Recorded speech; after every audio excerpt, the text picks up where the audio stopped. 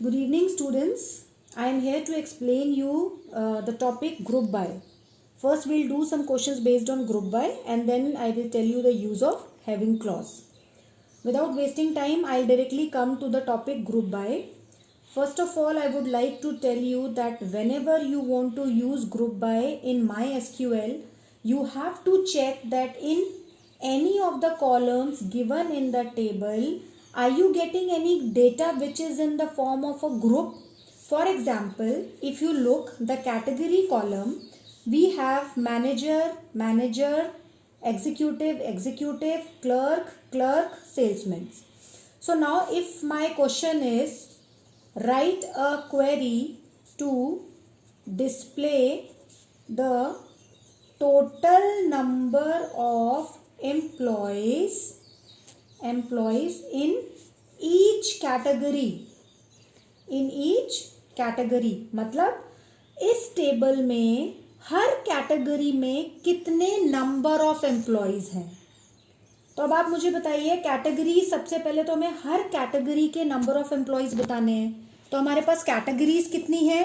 Number 1 category is manager, number 2 category is executive, number 3 category is clerk, and number 4 category is salesman. Clear? One more important thing, that with every group by clause, you will use aggregate functions, any one of the aggregate function, any one or many. Okay, aggregate function compulsorily will be used by the group by functions. Now again come back to the question. My question again is the same. Write a query to display the total number of employees in each category. आप मुझे खुद बताइए, 2 minute के लिए सोचिए और मुझे बताइए कि हर कैटेगरी में कितने लोग हैं. जैसे मैनेजर की एक कैटेगरी है, एक किसी कंपनी में हो सकता है ना, तो मैनेजर कितने हैं 2, एग्जीक्यूटिव कितने हैं 2, क्लर्क कितने हैं 2, सेल्समैन कितने हैं 1, सेल्समैन कितने हैं 1. ओके, सो मुझे इनकी काउंटिंग चाहिए. इट मीन्स कि मैं मैनेजर का एक ग्रुप बना रही हूँ. मैनेजर एक ग्रुप बन गया, मैनेजर का एक ग्रुप बन गया, एग्जीक्यूटिव का एक ग्रुप बन गया, क्लर्क का एक ग्रुप बन गया, सेल्समैन अकेला है अपने ग्रुप में. तो इस ग्रुप का कोई डेटा अगर मुझे प्रेजेंट करना है तो हम ग्रुप बाय यूज करते हैं. ग्रुप बाय हमेशा तभी यूज होगा जब किसी ना किसी कॉलम में किसी डेटा का ग्रुप बन रहा है. ओके, तो इसके लिए क्वेरी मैं आपको लिख के बता रही हूँ, शायद आपको समझ में आ जाए इससे. सिलेक्ट, आपको क्या डिस्प्ले करना है कि किस कैटेगरी में कितने लोग हैं. तो आपने बोला select category.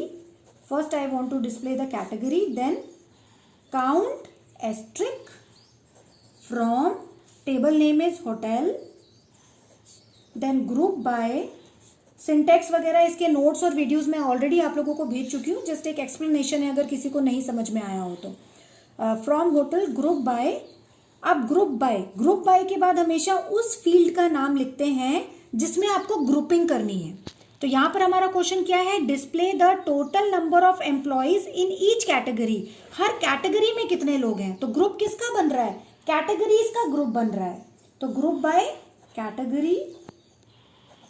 Category, full stop. This is my query.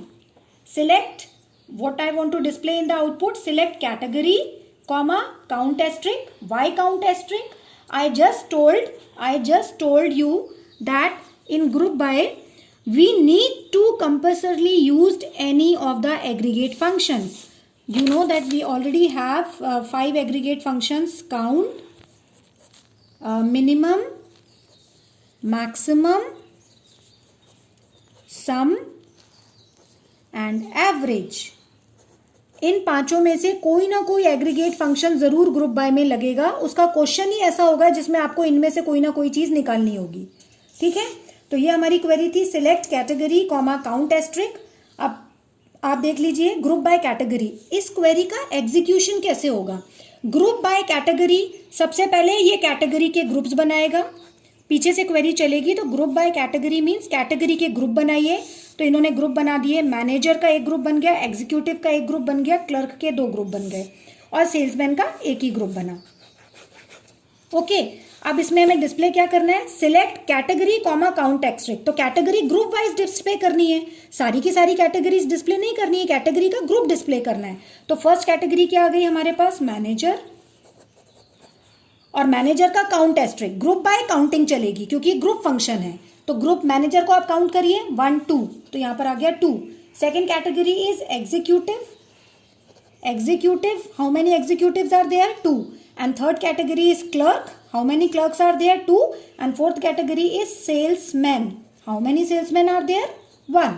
So this is the output of this group by query।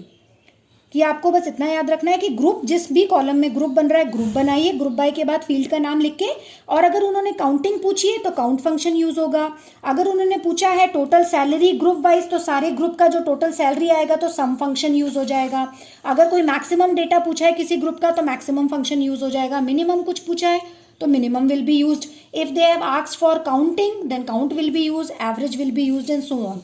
But you have to use any one or two of the aggregate function in any of the group by query because we have to display the data group wise। अभी यहाँ पर अगर 5 manager होते तो सिर्फ यहाँ पर manager एक बार आता और यहाँ पर आ जाता 5 कि पूरे मैनेजर के ग्रुप में कितने लोग हैं, एग्जीक्यूटिव में कितने लोग हैं। अब इसको थोड़ा सा आप समझने की कोशिश करिए, मैं क्वेश्चंस और दूंगी, समझ में नहीं आया होगा तो आप मुझे you can call me any time. Okay, thank you बेटा।